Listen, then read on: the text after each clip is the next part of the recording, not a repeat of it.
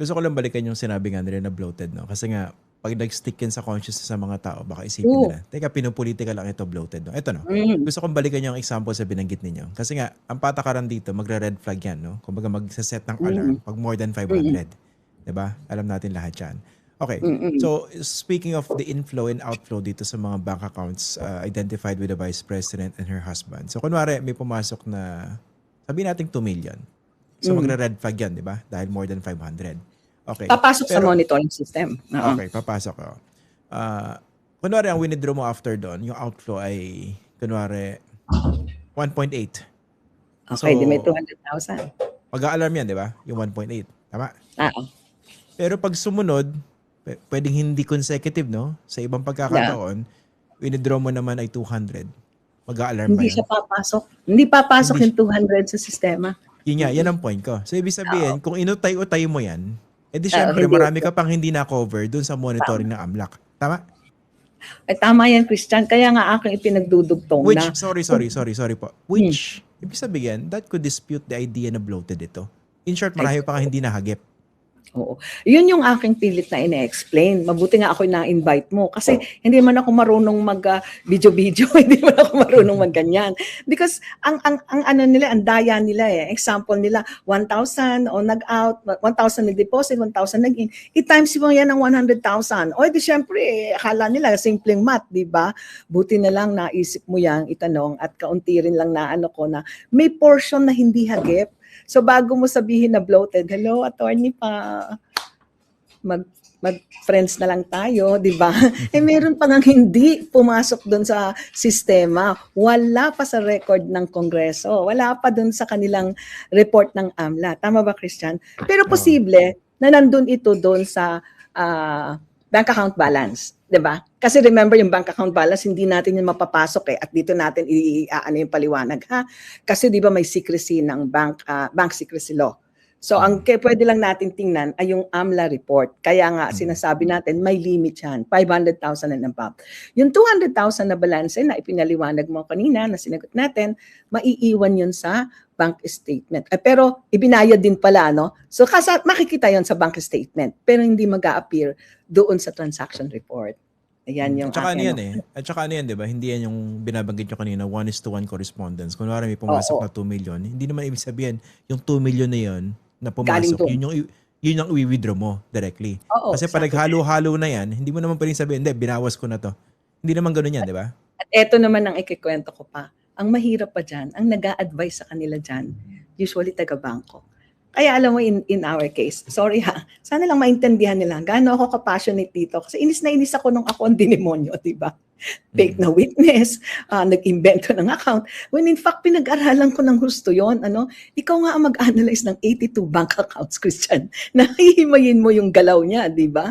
Tapos pangalawa, ang ano natin dito ay, dahil may advisor yan, usually ang advisor niyan ay taga-bangko rin, alam nila yung dapat na movement. Halimbawa, hindi sila ganun sorry for the term, reckless or na ang gagawin nila, 1 million yung ipinasok, 1 million din ang ilalabas. Paglalaroan ng gusto yan. 1 million ito, kaya hindi mo siya pwedeng ibangga by dates. Diba? Nasasabi mo, ito April 1, 1 million. April 3, may lumabas na sabihin natin na 500 plus 500, ito yon. Hindi mo pa makikita yan hanggat hindi mo nakikita yung net, yung pinakang buong net. Dahil ititrace mo yan eh. Meron palang kinuha na 500 dito sa account niya sa ABC Bank. Pero kumuha din siya, bumawas din siya doon sa nag-mature niya, kunyari, na time deposit sa DEF Bank. Diba? That's why talagang napaka-careful ng analysis nito. Ngayon, ito naman yung idudugtong natin. Dahil yan ay accounting practice, dahil yan ay within the expertise of accountants, may paraan para hanapin yan. At idudugtong ko dito yung lagi natin pinag-usapan, Christian, the last time, yung sa fraud audit na following the money. Tanda mo, Christian? Nasabi natin, pag na-encash na, hindi natin nakikita. Tama, Christian, kasi encash yung government check, i-deposit sa private account, hindi na natin makikita. Ito yung pagkakataon na makita natin. Kaya kung ako yung auditor, dito dapat papasok ang COA. Dapat joint investigation to eh. Ito ngayon, binato kunyari ng AMLA, no? Ang pwedeng gawin ng auditor, ayan, excited sana yung mga nanonood sa'yo. Kung ito yung panahon na ito, anong position nung binabantayan natin? Kunyari, position natin ay isang controller, ano? Ngayon, hahanapin mo ngayon yung mga material na galaw ng pera ng pundo ng bayan. O sige, diretsuhin na natin. Confidential funds or peace and security funds nung siya ay mayor. Ibabangga mo ngayon kahit nasa date man lang at material amount ng pasok sa mga private accounts. Dito papasok yung kasunod na theory na ginamit ko noon. Yung galaw ng debit and credit memo. Naiinis ako Yun. kasi may nakita na naman akong ano kanina ang sinasabi. Yung debit and credit memo, simple lang yan. Kapag ikaw ay nag-time deposit, winidraw mo na yung time deposit, pwedeng debit credit memo na yan. Hello, hindi po ako pinanganak noong unang panahon, although matanda na ako. Nga po, paki-explain nga yung debit and credit memo. Okay. Tapos, yung, kasi lumabas dito, meron siya mga time deposits. No? Oo. Paki-explain Pero nga. ang sinasabi nila, yung matinong gamit ng debit and credit, kapag ganito medyo tinatalasan natin ng konti yung ating pang-amoy, ano yung pinakang sistema na medyo buwaya moves o hindi tamang galawan? Sorry for the term, yun yung nagagamit kong pampaliwanag para makinig agad yung mga tao, Wala akong dinodrawng conclusion. Halimbawa, ganito yan.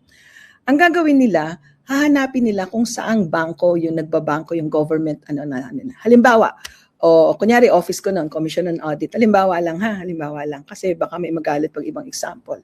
Ang Commission on Audit nagbabangko sa Land Bank, gagawa ako ng private account sa Land Bank. Okay, why? Dun din.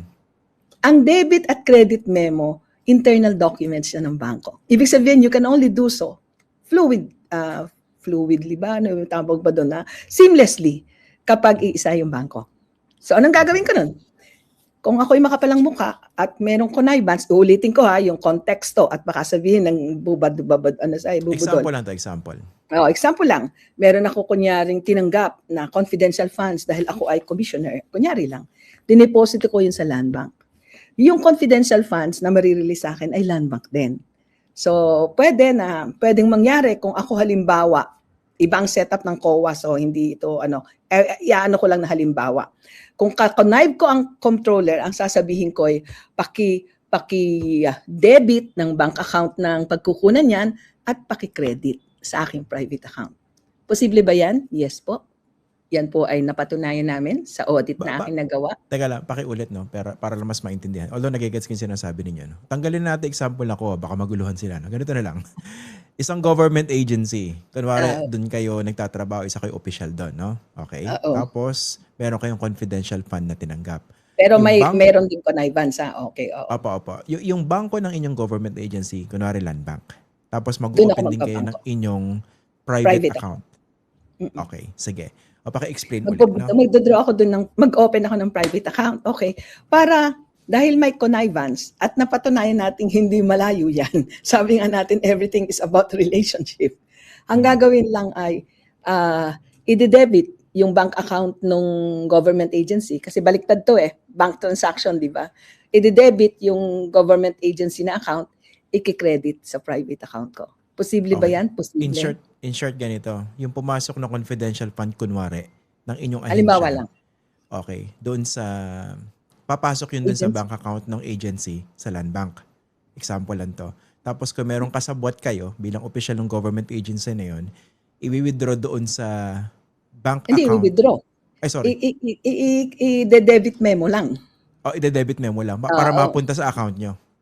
Debit credit memo. Okay? Parang dumaan lang. Yan ang pinaka-seamless. Alam mo kung bakit? Debit at credit lang ang ginawa. Isang tawag lang yan sa bangko Sabihin lang, uy, pa-debit naman, pa-credit naman. Ngayon, ito sasabihin. Baka sabihin, uy, hindi naman pwede yan. Hindi sila marunong. Una, kailangan may connivance. Paano?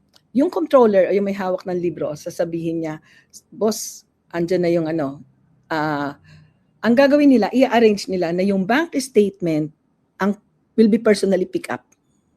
Okay?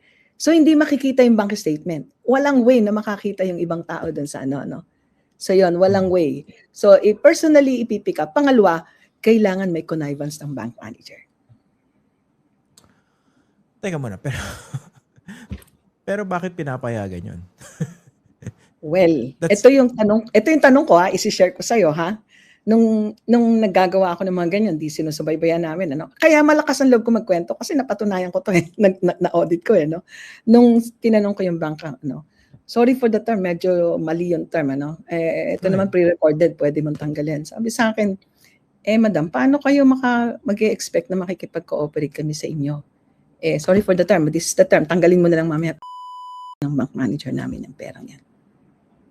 I am using the word because para makita natin yung extent ng nakakasukang ano. Sino ba ang may experience niya before? Oo. Sino ba ang may pinakamalaking bangko sino ba ang may pinakamalaking pera sa bangko, Christian? It's the government, right? Yes. At yun yung inililigawan ng mga bangko.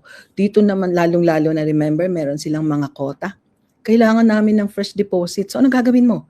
You build a relationship with the government agency. Boss, baka naman pwedeng mag-open ka ng account. Then, susunod mo na. Boss, baka naman pwedeng kumuha ka ng insurance. Boss, ganito na lang ang gagawin natin. Yun. Kaya, that's why ang sinasabi ko, hindi po ako nagbibintang. I do not want to paint anything, I am just saying na may reality na ganito. We have to be open sa ganitong reality. Kasi nga kapag tayo nagbabantay, kailangan medyo pinapalawak natin ang ating isipan, hindi upang pagtakpan, kung hindi para mas mabantayan natin. And this has nothing to do with sino man ang naandyan. Yun ang point ko kung gustong sabihin. I-clarify ko lang, no? Yung example niya, ano yan? You're not identifying any specific bank, no? Wala po akong sinabi. Example niya lang yan kanina, okay? So basically, to be able to get as many fresh deposits as they would want to, parang some banks might be willing to bend the rules. Ganun ba yan? Siguro po sabihin natin na para lang baka naman magalit sa atin yung pwede nating sabihin, there will be accommodation. Many forms of accommodation. Tanda mo, madalas accommodation, at ito naman ay hindi ko minamasama. Halimbawa sasabihin, tatawag ka, manager, hindi ako makakapunta dyan ngayon eh. Baka pwedeng to follow yung signed nagagawa yan, lalo na kung maraming pera yung ang tawag natin, valued client. Di ba, Christian?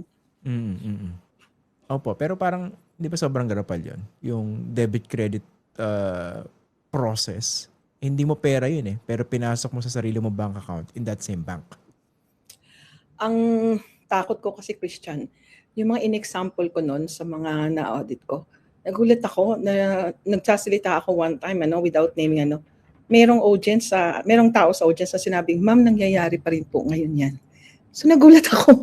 Ibig sabihin, yung in-explain niya. Sorry So from the bank account of the government agency, pwedeng mangyayari pa rin. Dumediretso rin sa private bank account ng isang opisyal? Uulitin ko ha. Kung may connivance, at pangalawa, medyo may lax control. Pangatlo, kaya kinakabahan ako sa mga delayed submission of bank statement at yung absence of bank reconciliation. Bakit? Doon lang yan makikita sa bank statement. Makikita debit credit memo at matitrace na lumabas, di ba? So makikita yan sa bank statement. Pangalawa, mas ma-firm up na may nawawalang pera paggawa ng bank reconciliation. Ngayon, ano yung reality ngayon na medyo nag-facilitate nito? Una, delay ang pag-submit ng bank statements. There are agencies na 6 months bago magbigay ng bank statement. Pangalawa, at ito yung nakakalungkot, marami na ngayong mga local government ang hindi nagbibigay ng access ng bank statement sa mga OWA auditors. So pagtawag nila, sasabihin sa kanila, naku, kailangan ho namin ng authority ng head ng agency. Pero tingnan mo, Christian, nakala ko public money to. At akala ko auditor yung titingin, kaya to the interest of the people, di ba? Pero ang dami niyan, ang dami ko nang nakausap. Ma'am, ang problema natin ngayon, kahit mga barangay, ayaw kaming bigyan ng access sa bank statement. Tanong, kung walang access sa bank statement, paano ka manggagawa ng bank recon? Tanong, paano natin mapipigilan? Maaaring hindi malakihang pera. Pero yung simpleng galawan ng movement using debit and credit memo, dapat i-flag yan. If-flag in the sense na kapag maraming paggamit ng debit and credit memo, sa akin ifa-flag ko yan. Not only dahil iisipin kong, hindi naman, ang sama mo naman mag-isip. Ano lang yan pag-transfer lang nung aking checking account, i-close ko, ay di-debit ko naman sa aking sa aking savings account, di ba? Yun po yung mga tawag natin ay mabuting loob or yung kalakarang tama. Pero sa bansang bilyon-bilyon ang nawawala, sa bansang puro pambubudol ang ating nakikita, hindi ho siguro masamang mag-isip ng kung ano ang posible. Dahil kailangan binabantayan. Uulitin ko, Christian, wala akong intensyon na mag-conclude or magsabing ito yung ginawa nila at ayaw ko ring ilagay ang bangko sa isang delicate situation. But the reality is, these things are happening na nakita namin sa audit namin yan. Hindi ko sasabihin ko anong audit, hindi ko sasabihin ko anong bangko. At uulitin ko, remember, ang hinahabol dyan is cash. Cash is king. Kahit na sinong bangko, naghahabol ka talaga ng pagpapalaki ng iyong asset, no? And kung merong available na pera, nasasabihin natin lalong-lalo na yung pera na hindi masyadong gagalaw. Di ba? Yung hindi gaanong gumagalaw. Siyempre, gustong-gusto ng bangko yan, di ba? So, anong gagawin mo? Manliligaw ka talaga na makakuha ka ng ano. Kaya nga minsan, merong mga accommodation na maaaring nagsisimula sa, hindi naman sa masama kagad ang intensyon. Konti-konti muna. Busy ako, pwede bang mamaya ako na ibibigay yung signed ano. And then ito ay nape-perfect kung malakas ang tinatawag nating connivance at very weak ang existing internal control.